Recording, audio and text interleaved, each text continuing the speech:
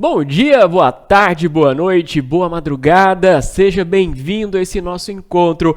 É o nosso encontro para dar o pontapé na virada de chave. É o encontro para caminharmos juntos rumo à sua aprovação. Sim, é chegado um novo ciclo. Vamos agora observar tudo o que aconteceu e ir com tudo para aprovação. Eu sou o professor Daniel Lamounier, sou coordenador da segunda fase de Direito Constitucional aqui no meu curso e estarei ao lado de vocês, junto com uma equipe incrível, para chegar nessa aprovação. Eu sei que você gostaria, como eu gostaria, já de ter visto o nome na lista, não é? De aprovados. Sim, é uma expectativa, a gente sonha, a gente batalha, mas vai chegar esse momento. E a gente vai trabalhar arduamente para isso. Eu vou te falar um pouquinho sobre a nossa equipe, eu vou te falar um pouquinho, não é, sobre enxergar a segunda fase. Por que isso?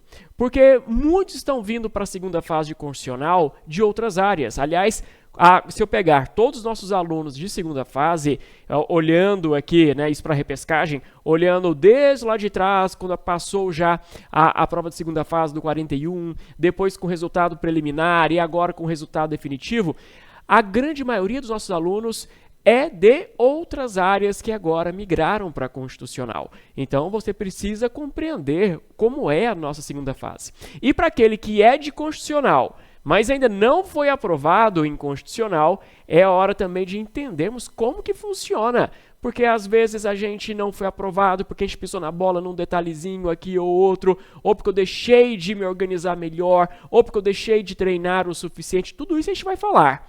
O importante é entender qual foi o seu desafio. O que te impediu de obter a aprovação nessa prova? Daniel, foi o corretor, Daniel, o examinador da FGV corrigiu mal a minha prova, então a gente vai fazer essa prova ainda melhor para que você não dependa de uma boa correção, que você vai ter pontos sobrando. Se mesmo o corretor ele errar, você será aprovado. A gente tem que pensar conforme o examinador.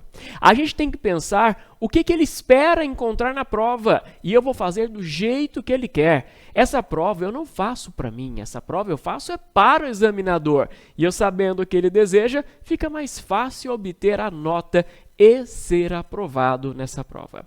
Eu, Daniel, fiz a minha prova há bastante tempo, não é? Eu fiz em 2006.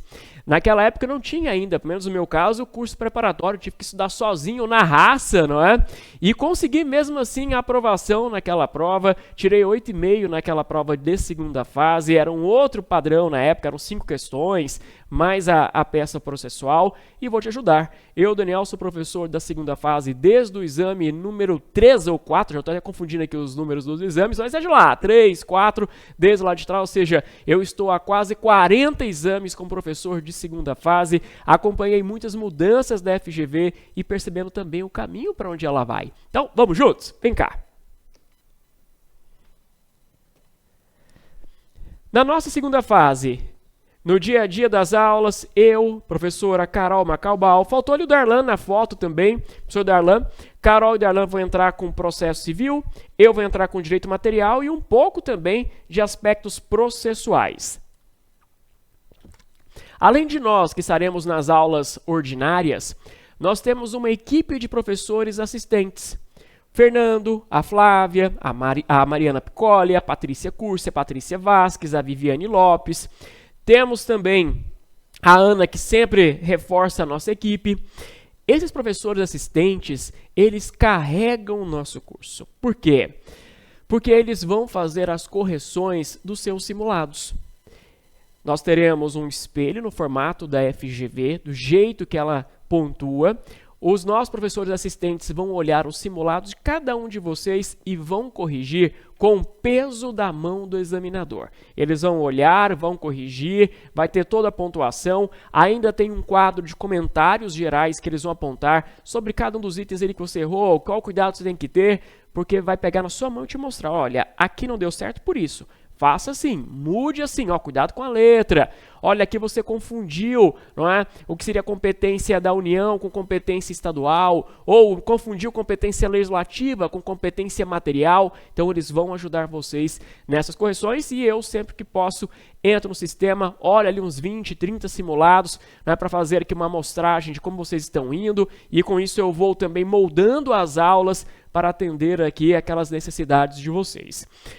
Outro ponto importante é que você precisa treinar muito. Segunda fase depende de treino. Segunda fase tem que fazer calinho no dedo de tanto treinar. Quando você fizer um simulado e não conseguir aquela pontuação ou errou alguma coisa, mas você acha que está certo, faz o seguinte.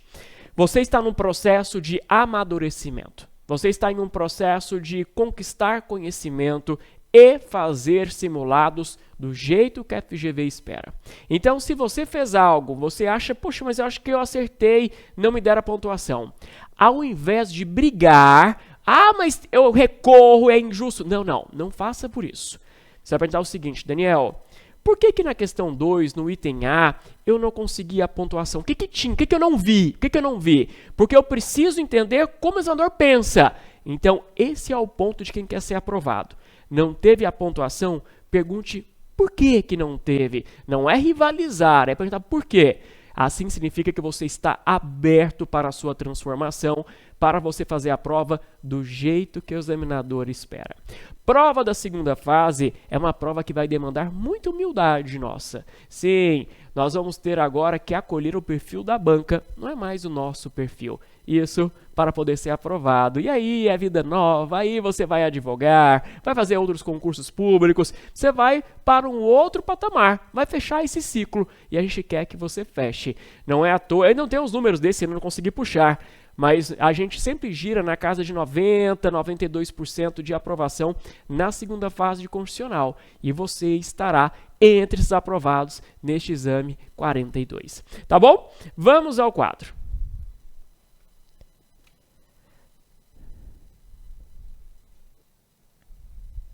O que pode cair da parte processual? Então, para quem está chegando na segunda fase de constitucional ou para quem está retomando a segunda fase de constitucional. Na parte processual, eu separei em 4 grupos. Nós temos as ações de controle concentrado, a de ADO, ADC e ADPF. Nesses casos, nós iremos fazer petições iniciais. Temos os remédios constitucionais, habeas corpus, habeas data, mandado de segurança, mandado de injunção, ação popular, ação civil pública. Nessas ações, nós poderemos ter ali uma petição inicial, algumas poderia ser questionado sobre resposta do réu, embora nunca tenha caído. Em algumas também eu posso ter a cobrança de recurso, faz tempo que não cai recurso para a gente em constitucional, só tem caído petição inicial. Nós temos também a reclamação, que é aquela que a gente chama de reclamação constitucional, quando tem violação a uma súmula vinculante, quando tem violação a um acórdão de um tribunal. Só caiu uma vez para fazer, e aqui também é petição inicial. E, por último, a ação de procedimento comum. Uma ação anulatória, uma ação de obrigação de fazer, não fazer. Nesse caso, poderia cair para a gente ou uma petição inicial, ou resposta do réu, ou recurso. Daniel, faz tempo que não cai uma ação de procedimento comum? Ih, tem tempo demais. Não cai uma ação de procedimento comum há pelo menos aí uns 15, 17 exames. Então tem muito tempo.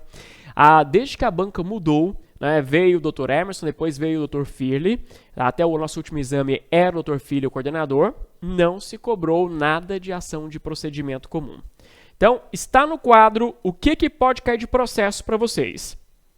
Quais são as ações que podem aparecer? A gente vai estudar tudo durante a nossa segunda fase. E o Darlan, o professor Darlan, sempre fala sobre a questão das peças mestras. Porque às vezes a gente fica com receio, é muita ação, não é? Ainda mais para quem vai fazer uma segunda fase em civil, em empresarial, entre outras que o número ultrapassa isso que a gente tem aqui em constitucional. E aí a pessoa ficava preocupada, mas é ação demais para estudar. O ponto é, para nós em constitucional, nós temos 4 peças mestras. Nós temos petição inicial, que é o carro-chefe. Praticamente só cai petição inicial e eu vou te mostrar daqui a pouquinho. Resposta do réu, pode cair uma contestação pura, uma contestação com reconvenção. nunca caiu também, tá? Até hoje não caiu. E recursos. Dos recursos, eu tenho dois modelos. Eu tenho o recurso sem petição de interposição e o recurso com petição de interposição. Por isso que eu fecho aqui as 4 peças mestras. Petição inicial, resposta do réu, recurso com petição de interposição, recurso sem petição de interposição. Então, sem, eu tenho o agravo de instrumento e o agravo interno, que nunca caíram para a gente, nunca caíram. E com petição de interposição, eu tenho a apelação e o recurso ordinário. São 2 recursos que vão fazer duplo grau. O que significa o duplo grau? Significa uma reanálise do mérito. Então, veio uma sentença, vou apelar, quero reanalisar todos os fatos, todas as provas. Recurso ordinário, a ação já começou no TJ. Veio o acórdão, vou usar o recurso ordinário para poder rever todos os fatos, todas as provas. Depois nós temos o recurso especial e o recurso extraordinário. Recurso especial, quando aquela decisão ofende lei federal. Recurso extraordinário, quando aquele acórdão ofende a Constituição Federal. Daniel, já caiu para a gente? Apenas recurso ordinário e recurso extraordinário. Os outros até hoje não caíram. E olhando o nosso edital do exame 42, porque já saiu o edital, só falta depois sair o edital complementar para a repescagem, mas o edital, o central, já está publicado. E aí nesse edital, né, aparece para a gente recursos, pontinho, recurso ordinário e recurso extraordinário, demonstrando que até hoje só caiu isso, e se cair provavelmente vai ser de novo um recurso ordinário ou um recurso extraordinário. Tá bom? Ok. Então, olhando agora o nosso histórico, olhando de todos os exames, nós tivemos 9 petições iniciais de mandado de segurança, 8 petições iniciais de ADI, ação direta de inconstitucionalidade, 6 petições iniciais de ação popular, terceiro colocado, não é? 3 recursos extraordinários em diferentes ações, 3 recursos ordinários, e faz tempo que não cai extraordinário, tá? Desde que nós tivemos a mudança para o Emerson, a gente não teve mais extraordinário. O Emerson só cobrou ordinário e o filho ainda não cobrou nenhum recurso. 2 petições iniciais de ADPF, de arguição de descumprimento de preceito fundamental, que não cai, eu acho que desde o exame 25, na reaplicação de Porto Alegre, nem foi o nacional, foi só para Porto Alegre. 2 petições iniciais de ação de procedimento comum, também tem tempo demais que não é cobrado. 2 petições iniciais de mandado de junção, uma delas recentemente. 1 petição inicial de reclamação, também já depois que virou do exame 30.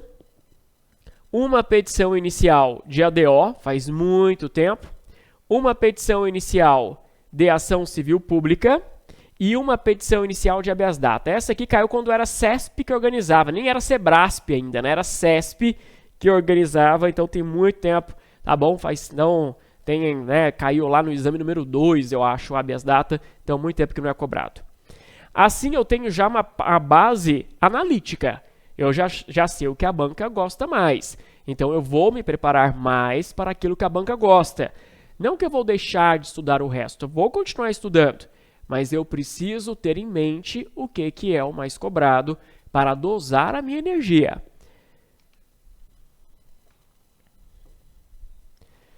O coordenador da segunda fase constitucional, até o exame 41, né, foi o Dr. Fili. Ele assumiu há pouco tempo, então acho que tem 6 provas que ele assumiu, 6? Não, acho que tem um pouquinho mais, já te mostro no próximo slide nosso. Então o Dr. Fili assumiu a coordenação de Direito Constitucional da segunda fase. Ele é desembargador do TRF da segunda região, no Rio de Janeiro, desde 2022. Só que ele já é juiz federal, juiz de carreira, desde 96. Então agora que ele subiu para desembargador. Ele é graduado, portanto bacharel, mestre e doutor pela PUC do Rio de Janeiro. Ele tem a tese de doutorado sobre o CNJ, e até estranho que até hoje não tenha caído uma questão sobre o CNJ, e ele tem obras, tem livros sobre mandado de segurança, sobre ADI, sobre abuso do Estado e súmulas. E esse é um ponto importante. Quando eu fui pesquisar a primeira vez sobre ele, que eu vi esse perfil, eu já em sala de aula comecei a tratar mais de cuidado com mandado de segurança, com a ADI, a parte de súmulas, e não deu outra. Ele veio e cravou, né, 2 mandados de segurança, cravou 2 ADIs já, que é a área de conforto. Aí ele saiu da ADI para uma outra ação que é quase igual à ADI, a ADC, né, e cobrou agora a petição inicial de ADC. Então você estudar o perfil do seu examinador ajuda muito na preparação.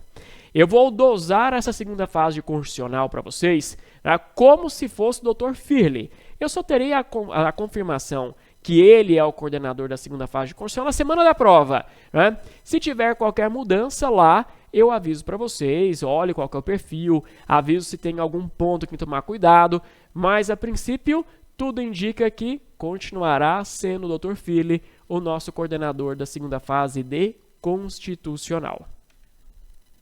Até tampou aqui, né? A fotinho dele, tá lá. E agora então, olhando um pouquinho do nosso histórico. Eu trouxe para vocês do exame 33 até o exame 41.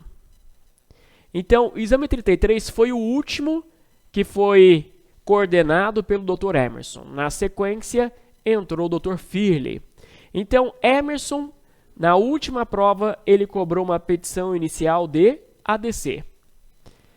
Mudando... e um ponto importante, não é? Olha só o recheio, as teses. Ele cobrou ali a administração pública, ordem econômica e social, direitos individuais e coletivos e a pontuação.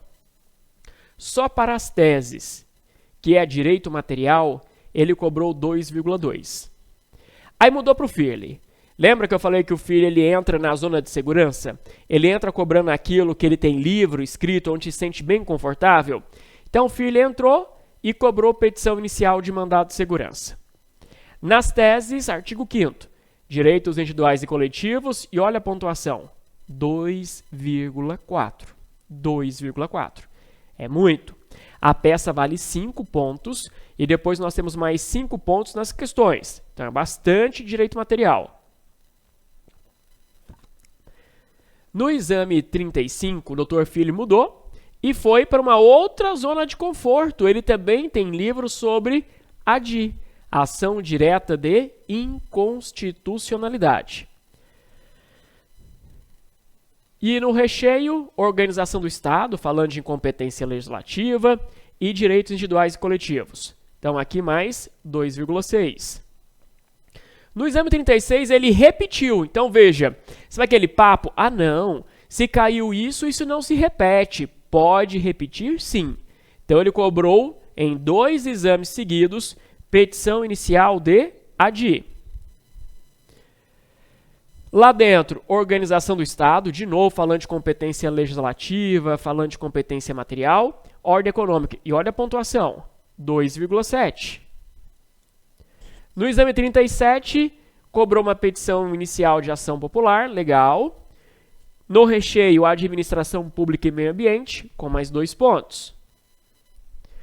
No exame 38, ele quis sair um pouco da zona de conforto, fez uma petição inicial de mandado de junção. Eu acho que foi a pior peça, tá bom?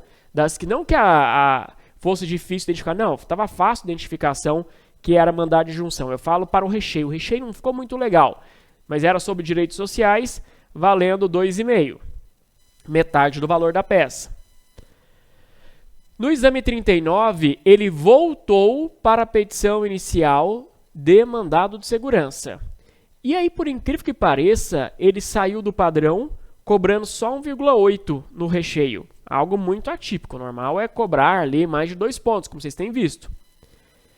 No 40, entrou de novo na petição inicial de ADI. Então, parecia que ele estava começando a se repetir, não é? Aqui, aqui. Depois aqui, aqui. Você fala, será que ele vai repetir de novo uma petição inicial de ADI? Aí não, aí ele pegou a rival. Falou, não, vou cobrar de novo a ADI, vai ficar muito na cara. Cobrou a petição inicial de ADC e aí no recheio 2,5.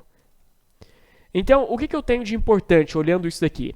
Porque não basta a gente bater um papo, olhar, eu tenho que extrair informação disso, eu tenho que fazer então uma análise aqui para compreender. Primeiro ponto a compreender, não dá para descuidar do direito material. Sabe o que reprova na segunda fase de constitucional? Direito material. Dificilmente alguém vai errar a peça, dificilmente. Errar a peça só quem não treinou, quem não teve tempo, tá bom? Ah, o trabalho não deixou estudar, alguma coisa do gênero. Quem está estudando, está se preparando, não erra a peça, não erra. Tá, então, mas tem que estudar a parte processual. Eu sei que a maior aflição é essa. Aqui eu estou falando mais com quem está chegando em constitucional neste momento. Mas o que leva à reprovação é direito material. Então veja que mais de 2 pontos da peça é direito material. E se eu vou para as questões, dos 5 pontos das questões, em torno de 4 pontos é de direito material. Então, do meu grosso da prova, eu estou falando de 6 a 6,5 direito material. Não pode relaxar com direito material, não. Já eu vou falar mais sobre isso. Então, já consegui perceber. Banca repete peça. Banca cobra muito direito material, cobra, não é? Já vi um pouquinho aqui do perfil do Dr. Firley nessas nossas provas de segunda fase. E volto a dizer, é muito raro o aluno de constitucional errar peça, mas tem que tomar cuidado com o direito material.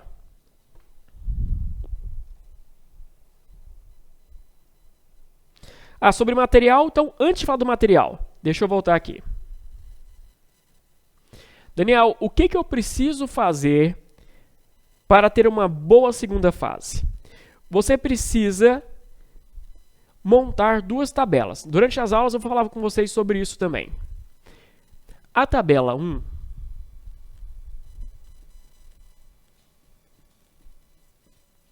é uma tabela comparativa de peças. Ao final de cada aula de processo, eu compartilho com vocês uma ficha com informações essenciais. Então, acabou a aula de mandado de injunção, vai ter a ficha. Acabou a aula de ação popular, vai ter a ficha. A ideia é que com essa ficha,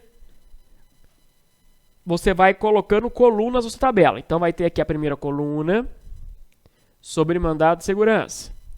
Depois vai ter uma outra coluna sobre habeas data. Outra coluna sobre ação popular. E aí, nessas tabelas, ou nessas colunas, você vai ter qual é a finalidade de cada ação. Quem é o autor de cada ação? Quem é o réu de cada ação? Tem liminar ou tutela de urgência? Então, você vai preenchendo. Eu não entrego a tabela pronta, porque isso é um exercício pedagógico. Eu preciso que você faça, porque uma das formas de memorização é o comportamento ativo. Ativo é você ir lá escrever. Agora você está passivo, você está me assistindo, mas eu preciso também usar o lado ativo seu para poder memorizar. Então você vai preencher e aí depois você vai fixar essa tabela lá no seu quarto onde você estuda, no seu escritório, no seu guarda-roupa. Tem gente que coloca até no banheiro. Então coloca lá, sempre passando, revisando essa tabela. Isso vai fazer você saber quando que você tem que usar cada uma. A gente vai ter técnica, tá? A gente tem técnica para fazer peça, a gente tem técnica para poder fazer as questões, e aí você vai aplicar na técnica essas finalidades aqui das ações que você vai ter a memorização por causa da tabela. Uma outra tabela, tabela 2,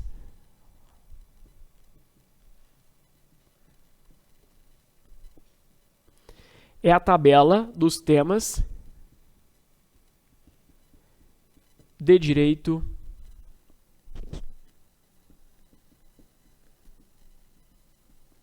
material. Como que funciona essa tabela?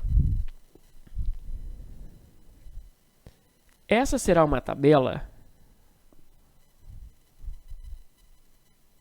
deixa eu colocar aqui, de 2 colunas.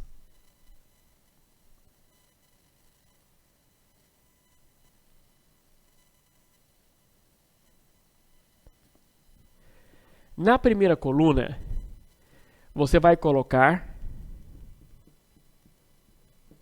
título da CF. Então, por exemplo, título 1 da CF. Ok. Na outra coluna, você vai colocar qual é o tema de direito material que você acha ali. Qual o tema de direito material? Então, por exemplo, no capítulo 1, o tema princípios fundamentais. Depois,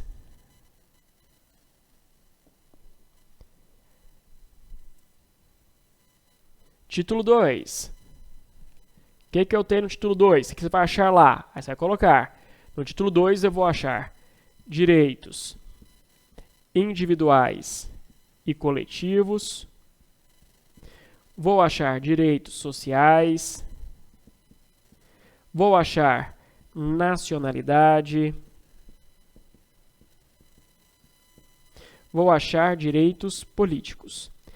Daniel, onde que eu encontro esses temas? É só pegar o seu cronograma de estudos, ou você vai abrir lá na rota, tem o seu sumário. Clica no sumário, lá tem o nome de todas as aulas de direito material.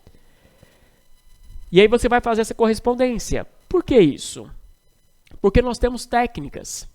Quando você vai fazer uma questão, por exemplo, hoje é só uma amostra, tá? A gente vai fazer muito isso durante as aulas.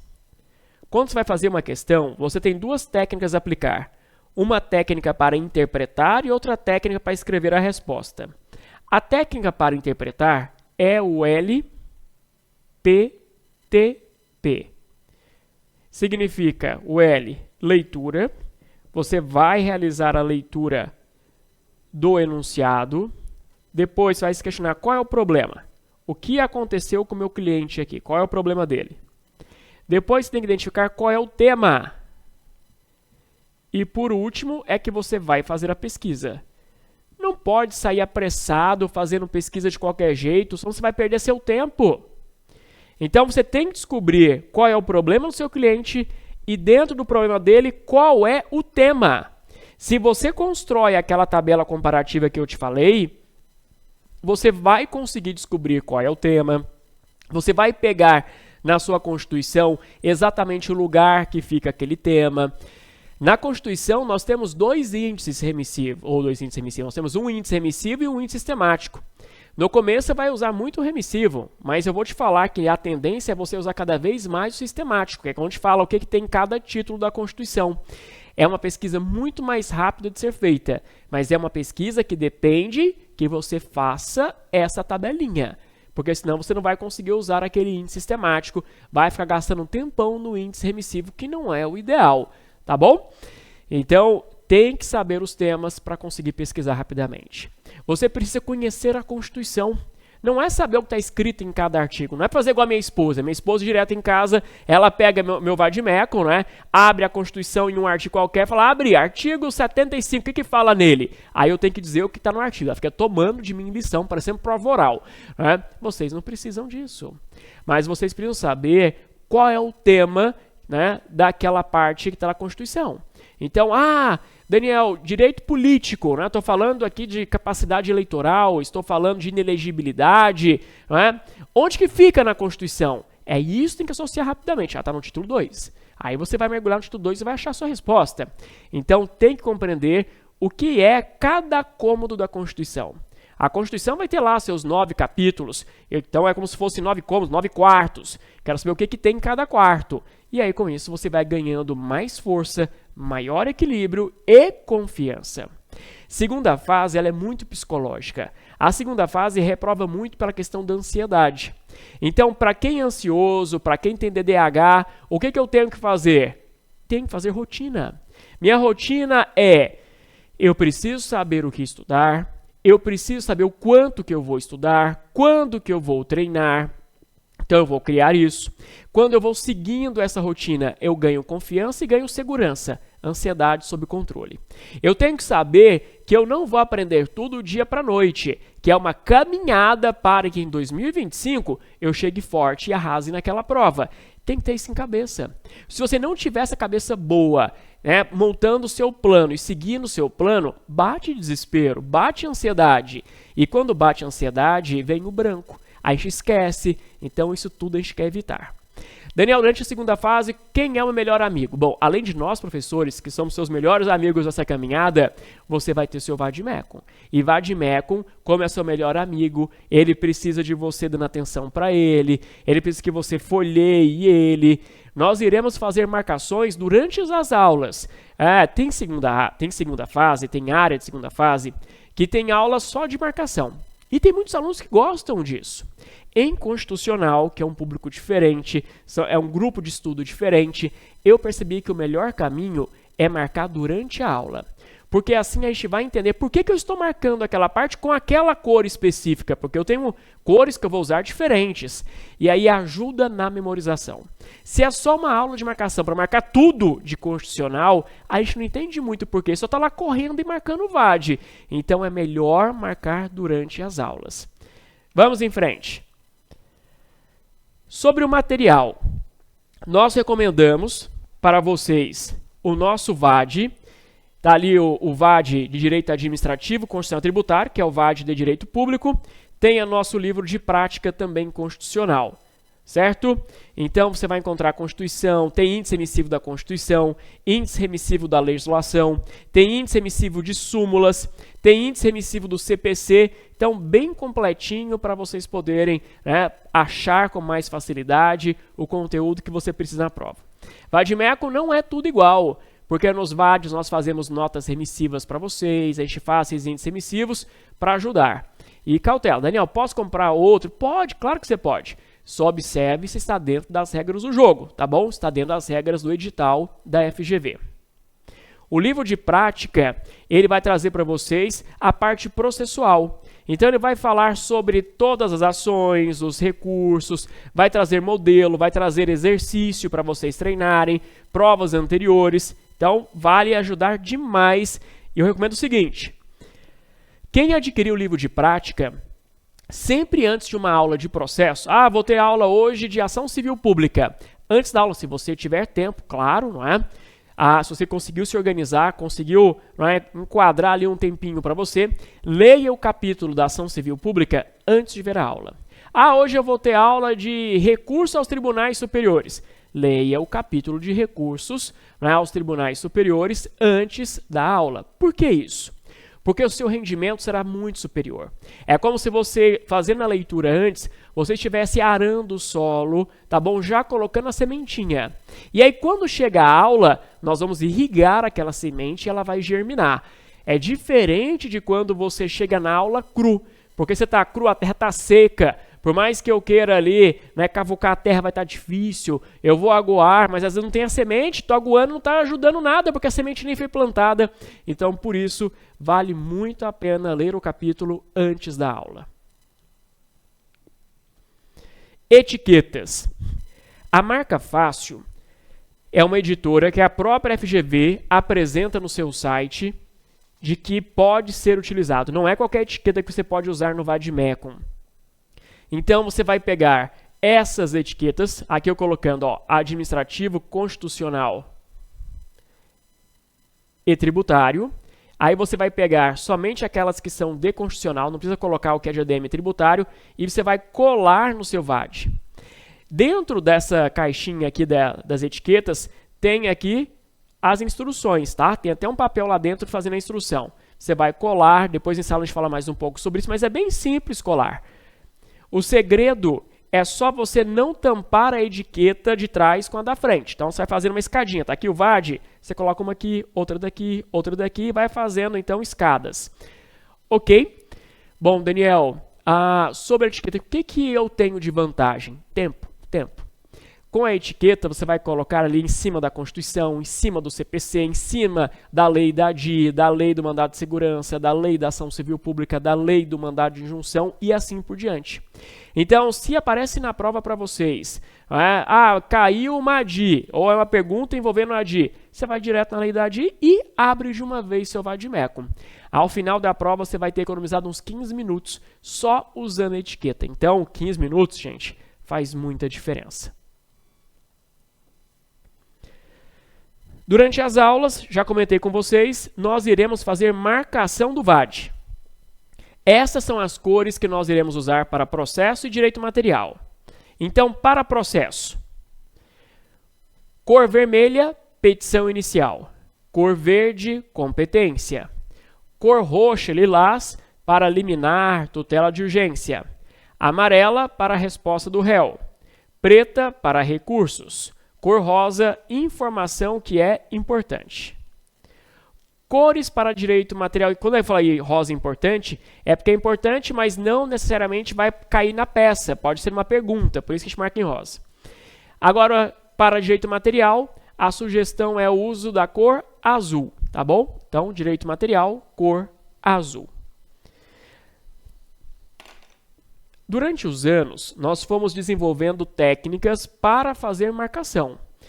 Então, hoje a técnica que a gente usa é a técnica que a gente entende que é a melhor possível dentro das regras do jogo.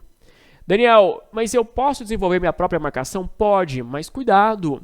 O edital, lá no anexo 3, vai te falar o que pode e o que não pode fazer de marcação. Às vezes, né, o aluno vem na primeira vez que está fazendo a prova e fala, nossa, desenvolvi uma técnica genial. Geralmente, quando me fala isso, eu me arrepio, porque eu já sei o que pode vir depois, é o que geralmente vem depois. E eu falo, deixa eu ver, seu VAD. Aí traz o VAD. Quando chega na parte que seriam os pedidos da petição inicial, ele marca os pedidos com uma cor específica para pedidos. Quando vejo aquilo, eu falo, putz, lascou. Por quê? A primeira coisa que o examinador procura é estruturação de peça. E nessa estruturação, se coloca os pedidos com uma cor diferente, vai, no caso do examinador, levantar aqui ó, as anteninhas para falar que aquilo ali pode ser uma estruturação. Ligou o radar dele. Olha, a chance está grande e pode estar para na hora da prova. Então, cuidado. Tem marcação que não pode ser feita. Tem palavras que não podem ser escritas no Vademecum. E a gente vai orientar vocês ao longo do curso para fazer a melhor marcação possível. A gente vai explicando o porquê, tá bom? Quando tem que fazer alguma notinha à mão, a gente vai fazer conforme as regras do jogo para que não cause nenhum prejuízo para vocês. Na foto eu coloquei aqui lápis de cor. Durante as aulas eu vou usar lápis de cor. Mas você pode usar marca-texto? Pode. Só que ao utilizar um marca-texto, opte por aquele que não tem a tinta que passe de uma página para outra. Porque página Vademecum é fina. Se você tem uma caneta que a tinta é forte e ela vaza para o outro lado, vai te atrapalhar a ler o que está do outro lado. Então, pode usar um lápis, usa um giz de cera que é tranquilo, não vai passar para outra página. E se for caneta, olhe bem a caneta que não deixe vazar para outra página. Certo? Fechamos aqui o nosso bate-papo inicial. É uma caminhada que a gente tem pela frente. É uma caminhada que a gente vai aqui de mãos dadas. Vai ser uma caminhada leve, intensa e de muitos treinos. Durante as aulas, eu vou brincar com vocês, Darlan, Carol, vamos falar sério quando tiver que falar sério, vamos puxar orelha quando tiver que puxar a orelha, vamos direcionar vocês para o melhor caminho possível, porque nós estamos aqui para ver vocês aprovados. Nós só vamos sossegar quando você estiver aprovado, porque o nosso sonho é ver você realizando o seu sonho. E nós iremos fazer tudo o possível que estiver em nossas mãos para que você voe nessa prova e conquiste. Mas essa conquista vai depender de muito trabalho, de muito esforço. Ser aprovado na segunda fase da OAB, e aqui eu não estou falando não para aquele que treinou, porque tem muitos que treinaram, fizeram de tudo, mas ainda não veio. A gente tem que ajeitar aqui o que aconteceu. Mas estou falando de muitos outros que sabem que poderiam ter feito mais e não fizeram o suficiente. Então, organize, monte um programa de estudos, organize sua agenda, porque agora chegou a hora da aprovação. Agora chegou a hora de fechar esse ciclo e a gente vai junto. Eu vou fazer o meu melhor e eu quero que você também faça o seu, para juntos nós atingirmos então aquele resultado de ver o nome na lista e fazer uma super festa de comemoração. Muito obrigado pelo seu carinho, muito obrigado pela sua confiança. Chegou a hora da vitória. Um beijo, fique com Deus, até um próximo encontro. Até mais, tchau, tchau.